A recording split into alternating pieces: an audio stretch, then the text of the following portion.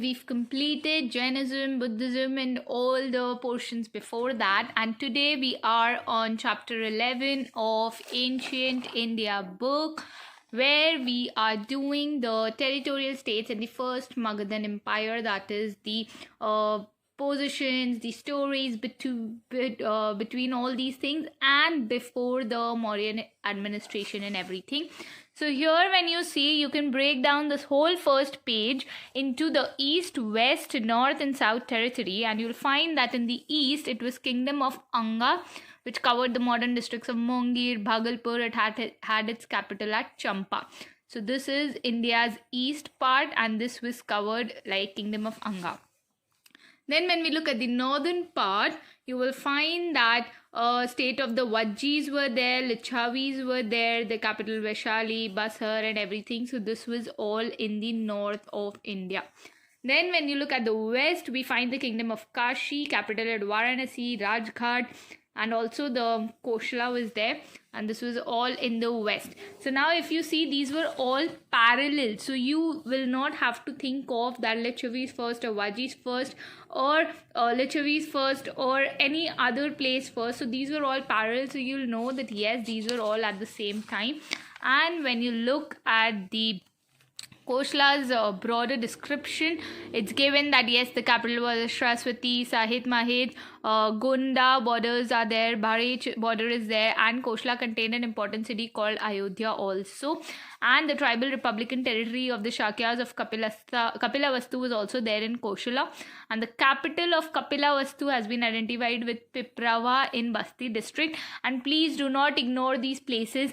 Yesterday only we solved the question, the MCQ question, and we found how UPSC uses the 3 or 4 places, and accordingly they ask you a question from there, and we did solve that answer for that. So please do not lose out on all of this. Lumbini we heard in the Buddha's time also, and here it's also there, and this lies at a distance of 15 km from Piprava in Nepal, and it served the another capital of the Shakyas.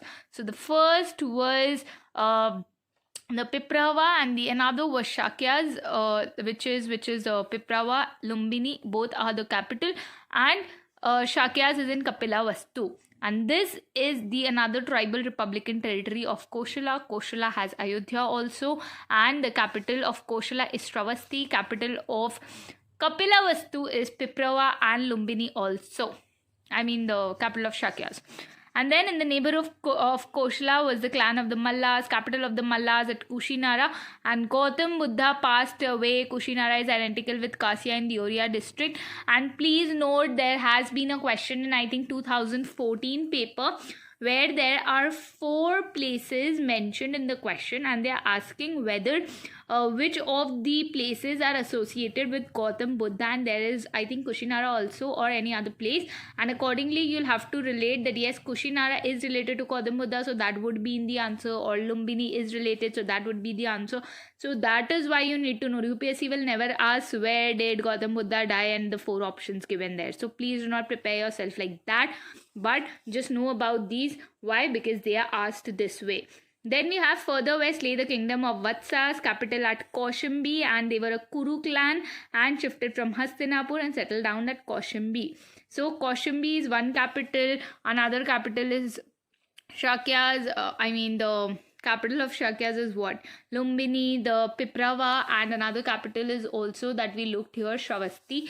And here again the another capital is Kaushambi, chosen because of its location near the influence of Ganga. This is all in the west. And when you look at Yamuna in the 50s, we also hear of the older states of the Kurus and Panchalas in western UP, central Malwa, parts of Madhya Pradesh is there. This lay the state of Avantis, Ujjain, Mahishmati, all of these words. Note down guys, these are all important in ways you just cannot imagine. Ujjain developed large scale working in iron and erected strong fortification. Now we see rise and growth of the Magadhan Empire. Now comes what is the difference between the Magadhan and the Mauryan. See, when we look at Magadhan Empire, this has 5 dynasties in it. This has 5 dynasties. The initial capital of this Magad was Rajgriha or Rajgir as you call it, and then it was shifted to Pataliputra. So you will get to know all of these. This was the most important Mahajanapada, and rivers such as Ganga, Sun flowed through this Magad, and this we've all seen. And 5 dynasties were there in it, and we'll all have to study about all the 5 dynasties. And this Magad was important for transport, water supplies, making the land fertile and everything. And the parts were forested. Elephants were there, captured, they were trained for army, and all other domestication took place in this place. So this is all about this followed all the systems of the later Vedic and not the early Vedic. And then we have the 5 dynasties. In the 5 dynasties, you'll see we have Bahadranath, we have Harnayak, we have Shishunag, and then we have Nanda, and then comes the last and the most important, that is Mauryan administration. So when we look at the rise and the growth and we look at the Bimbisara, so first was the Bahadranath. After that, the prominence, like Magad was known from whom? From Bimbisara. Bimbisara was of Harnayak dynasty. Contemporary of Gautam Buddha. Here you can take it as 544 to 493 BC. And year is not important. They will never ask at which year was Bimbisara born. But for the level, like before Bimbisara, if we have Vajjis, like if you have Haryanka dynasty and you have Kosala, or you have any other dynasty, call it Kurus or call it Vajjis, Lichavis or anything, so you should know that first there were Lichavis and then there was the Haryanka dynasty, and that you can only remember with the dates or the chronology that you remember. So he was a contemporary of a Buddha. According to Mahavag literature, he had 500 queens, and son of Bimbisara was who? Ajatashatru. And before that, Ajatashatru killed his father, captured the throne. Bimbisara is also known as Kunika. He is also known as Kunika, and he acted as the patron king of the first Buddhist council. So he strengthened the position by marriage alliances, and that is why you see he had 500 queens. And the first wife was the daughter of the king of Koshala and the sister of Parsenajit. The Koshalan bride brought him as a dowry a Kashi village and everything. His second wife Chelana was a Lichavi princess. So now you see there was Vajji, there was Lichavi. So Lichavi princess Chelana from Vaishali. And she gave birth to Ajatashatru. And his third wife was the daughter of the chief of the Madra clan. So this is how he initiated his dynasties and everything. So Ajatashatru was the son of the Lichavi princess from Vaishali, Chelana and Bimbisara. Thus you come to the patron king of first Buddhist council, who was Ajatashatru, and from here Udyan came, like the son of Ajatashatrus, and Udyan killed his father again, and that is where from Rajgriha that we studied, the capital was changed to Pataliputra. So this capital changed in the arena in the reign of our Udyan, as in the son of Ajatasattu. Now when we look at Ajatasattu's most serial rival was Avanti, capital at Ujjain. King Chandra Pradyota Mahasen fought Bimbisara, but two thought it wise to become friends. Then royal physician Jivaka to Ujjain. Bimbisara is also received an embassy and letter and everything. Said to have consisted of 80,000 villages. The earliest capital of Magad was Rajgir, which is called Girvi Raja at that time, surrounded by 5 hills, openings in which were closed by stone walls and everything. And then he have succeeded by Ajatasattu again, c 492 to 460 BC, and Bimbisara was 544 to 493. So 492 to 460, and high watermark of the Bimbisara dynasty for 2 was made preparations, and he pursued an aggressive policy of expansion, began a prolonged conflict between Magad and Koshala, and got the best of the war, and Koshalan king was compelled to purchase peace, and thus marriage was taken up. No respecter of relations. His mother was a Lichavi princess. This did not prevent him from making war against Vaishali, and created dissensions in the ranks of the Lichavis, and finally destroyed their independence. Took him full 16 years to destroy Vaishali. He succeeded in doing so because of a war engine which was used to throw stones like catapults, possessed a chariot, and facilitated mass killings. So he was more of an aggression and everything, stronger rival in the field of Avanti, and began the fortification of Rajgir. Then again, like we talked of, Udayin or Udyan, I you can write, you wouldn't have to write the spelling of the name, but you'll have to select. And hopefully UPSC will never give one option as Udain and the other as Udian. So yeah, 460 to 444. So after 460 we have 460 to 444. Ray is important because he built the fort upon the confluence and he changed the capital, succeeded by the dynasty of Shishunags, who temporarily shifted the capital to Vaishali, and greatest achievement was destruction of the power of Avanti, and Avanti became a part of the Magadhan Empire here after Udyan. So after Udyan comes the Shishunag dynasty. Harnayak dynasty gets over and the Shishunag dynasty starts. Shishunag dynasty, the founder was again the Shishunag Kalasoka. The Shishunag Kalasoka succeeded by the Nandas. So Shishunag also a lot haven't been mentioned, but we can just know about one or two. That Shishunag was the patron king of the second council, like Ajatashatru was for the first. And it was founded by Shishunag Kalasoka, also known as Kakavarna. That's it from the Shishunags.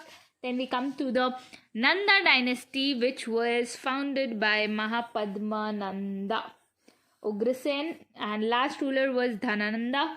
And this is well known as Agrames by Greece. And this Nanda dynasty only was defeated and killed by Chandragupta Maurya. So Nanda dynasty, you can just note down that this was the first dynasty that looked after the irrigational prospects of the agriculture and gave a lot of focus on that. And then later Nandas, their decline, rule in Magadha was supplanted by that of Maurya dynasty, and this was the last dynasty that is completely over the Mauryan dynasty. So now when we look at the causes of the success, you will find that all of the things are here. Bimbisara, Ajatashatru, they employed all means, fair and foul, to enlarge their kingdoms, to strengthen their states. So all of these were the successes. Also, advantageous geographical position was there. Iron deposits were good, like the location was good, ready availability of the rich iron ores, effective weapons were there, and iron mines are also found in eastern Madhya Pradesh and everything. And then when you look at enjoyed certain other advantages, like they had two capitals, very strategic points. It had Rajgir was surrounded by a group of 5 hills. And now you know hills were important then, because then it would be difficult for the opponents to attack. And it was not easy to destroy forts like Rajgir in those days. And Patliputra occupied a pivotal position commanding communications on all sides. Situated at the confluence of the Ganga, Gandak, San, Ghagra, and joined the Ganga not far from Patliputra. Communication was good. Further portion of Patna itself was rendered invulnerable because of its being surrounded by rivers on all sides. So again, location's advantage was there. And then when you look, it lay at the center of the middle Gangetic plains. Area could be made productive even without irrigation. Rise of towns and use of metal money, levy tolls on the sale of commodities, accumulate wealth to pay and maintain their army, and first used elephants on a large scale. Greek sources, Nanda. So first used elephants on a large scale. So cattle were there, goats and cows and buffaloes were there, but elephants usage came in the Magadha dynasty. And then Greek sources were also there, used in storming fortresses, marching over marshy areas and everything. And we may refer to the unorthodox character of the Magadhan society inhabited by the Kiratas and Magadhas. And accordingly, these were all the successes. And now when you look at the exercises, political condition of India in the 6th century BC, you will talk about all the east, west and everything, what happened and everything, significance of the rise of Mahajanapadas, which made the fortification and everything, the development and all, you can write about this. Discuss the reasons for the rise of Magadha as an empire, just how it was discussed. Says the expansion of the Magadhan empire, describe the methods adopted by the rulers of Magadha for this. And there is what you need to write, what all they kept, like Ajatashatru used all the wars and everything, throw stones and aggression and mass killings and everything. Similarly for Bimbisara, you can write how Bimbisara used to marry and accordingly expand their dimensions and everything. Udayin, you can talk about all the achievements of the destruction of the power of Avanti and how they facilitated that and everything. On an outline map of India, show the Mahajanapadas. Guys, if you have time, please do this. If you do not have time like me, like it's just a month or 2 away, the exams are up, please do not go for this. But if you have time, do go for this. On an outline map of India, show Mahajanapadas that arose in the 6th century BC. Indicate the modern names of the places. This is important because UPSC does ask about this. And find out the names of the cities connected with the Mahajanapadas that have been excavated and try to collect pictures of the excavated sites. Now, after when we look at the Magad part, we come to another chapter called the Iranian and Macedonian invasions, which all happened at that very point of time. So we do need to know about this. You will find the Iranian invasions were there. Several small principalities, such as those of the Kambojas, Gandharas, Madras, fought one another and everything. The Achaemenian rulers of Iran expanded the empire at the same time as the Magadhan princes took advantage of the political disunity on their northwest frontier that they had. And Iranian ruler Darius penetrated into northwest India in 506 BC and annexed Punjab west of this Indus. So 506 BC is after the Bimbisara coming into the place, because yes, Bimbisara came in 544 and we are talking of 516. So Bimbisara was also there. And this was at the time of Bimbisara that Iranian made their invasions into the India. So you got to link it this way so that when it's asked in the question, you know at least that yes, it was the Bimbisara time, not the other times and everything. The Indian subjects were also enrolled in the Iranian army. Cyrus, the successor of Darius, employed Indians in the long war against the Greeks, and it appears that India continued to be a part of the Iranian empire till Alexander's invasion of India, and that is why again this chapter becomes important, because Indians were a part of this. I think Indians were part of everything. Results of the contact. Indo-Iranian contact lasted for about 200 years. Iranian scribes brought into India a form of writing which came to be known as the Kharoshti script. Do remember all of these, and then all the paragraphs are here, all the things that how it all came. And then see, DP is the Ashokan. For instance, the Iranian term Dipi, Ashokan scribe used the term Lipi, and all of these, what are these and everything, guys, this is there in the back question, so accordingly you must know. The monuments of Ashoka time, especially the bell-shaped capitals, owed something to the Iranian models, and in Aryan influence may also be traced in the preamble of Ashoka edicts, so this is how they both complemented each other. Alexander's invasion, 4th century BC, Greeks and Iranians fought for the supremacy of the world under the leadership of Alexander of Macedonia. The Greeks finally destroyed the Iranian Empire, and Alexander conquered not only Asia Minor and Iraq but also Iran. And from here the story of Alexander starts, the political condition and everything. We will not go into the depth, we will only read what's underlined, because those are the things that have places in it, and places is what UPSC focuses on the most from ancient India. So among the rulers of these territories, two were well known. One was Ambhi, the prince of Taxila, and Porus, whose kingdom lay between the Jhelum and the Chenab. Together they might have effectively resisted the advance of Alexander, but they could not put up a joint front. The Khyber Pass remained unguarded. And Ambi, the ruler of Taxila, readily submitted to the invader, augmented his army and replenished his treasure. When he reached the Jhelum, Alexander met from Porus the first and the strongest resistance. And again, the whole of the explanation is given here. You can go through that if you have time. If you do not, go through this effects of Alexander invasion, because you'll find what all things Alexander changed into India, and accordingly this chapter would get completed. Effects of Iranian invasion, this is what this whole paragraph is about. Where is it? Yeah, this one. And effects of Iranian invasion wouldn't be Alexander. I think effects of Iranians invasion would be all of these parts, because effect of Alexander would be the Greek invasion. And given account of Alexander's invasion of India, what were his effects? Again, the answer is given on an outline map of Croatia. Show the extent of the Achaemenian Empire at its greatest extent. If you can, please do it. This will clear out a lot of things for you. Show the empire of Alexander. Do it. Map the kingdoms. Yes, countries, rivers and places mentioned in the text. Kindly do it if you have time. If you are going for prelims 22, please do it. And if you've done it and you think that yes, it is useful for other people, for people like us who do not have time to go through that, just make sure that you put it up on your story, or you DM me. I'll mention you and share it with other people so that they can also use it and everything. Records of Alexander's campaign enable us to build Indian chronology for subsequent events on a definite basis. Explain the statement and discuss why it is true. So when you write these answers, you will know how UPSC frames its questions, and accordingly we can proceed. So we have the state and Varna society in the age of Buddha. This again is the Buddhism part, which you can read through this or you can go through this. See, I haven't underlined much from this because these aren't that much, but yes, the terms Nishka and Satamana in the Vedic texts are taken to be names of coins, but prestige objects made of metal. Period produced texts dealing with the sophisticated measurement. Sulva Sutras.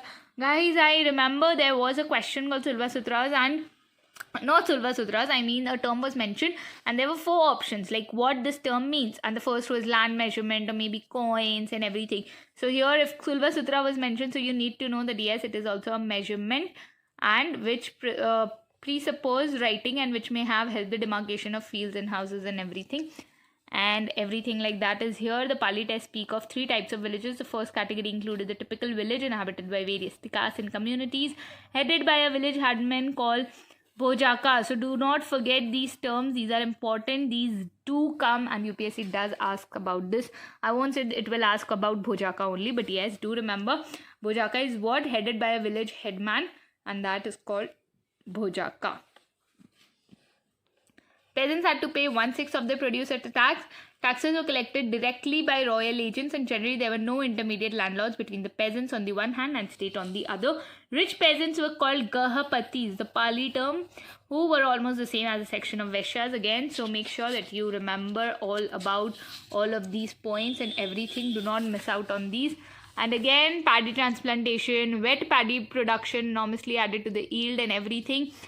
Agriculture, plowshare, iron and fertility was there. All in the areas of Allahabad, Rajmahal and everything, guys. These are important. Iron played a crucial role in opening the rain-fed hard soil area of the middle Ganga basin to clearance, cultivation and settlement and everything. If you can, go through this. If you cannot, clear it like I'm doing. Administrative system was there. If you can, again, go through this. The army and taxation was there.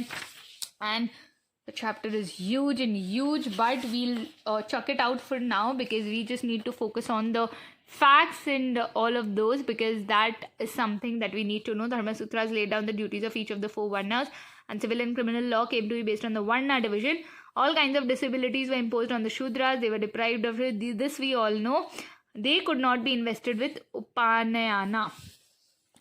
Again, exercises. We have meaning of the following terms and NBPW. We already have read about this in one of our videos. I think the later Vedic phase has this. So if you know about it, comment down. And Bhojaka, we've seen Panchmark coins. You know already Gramika, Gahapati, Mahamatras, Bali Sadaka. So look at all these words if you haven't. Describe the developments that took place in the technology and economy in this period. So again, now you need to see like agriculture development was there. So technology development, economic development, all of these. This is how UPSC asks question, and not how write about the effects of Buddhas or anything like that. So important changes that these development marked in Indian society. Write this answer if you have time, or if you are studying from means perspective and you're not giving prelims 21 but 22. Describe the Varna system in the post-Vedic period. What was this position of the Sudras in that system? This whole thing you need to just explain beautifully. Factors that led to urbanization. Why is urbanization called the second urbanization? All of these, do look. I think this will all be in the portions that we skipped for now, because we are to look into more important sides of the prelims, and thus we come to the Mauryan administration. But with this, we'll complete Mauryan in our next video, and thus we will be done with the Mauryas and their significance and everything, and then we'll proceed further into the Central Asian contacts and other history down there.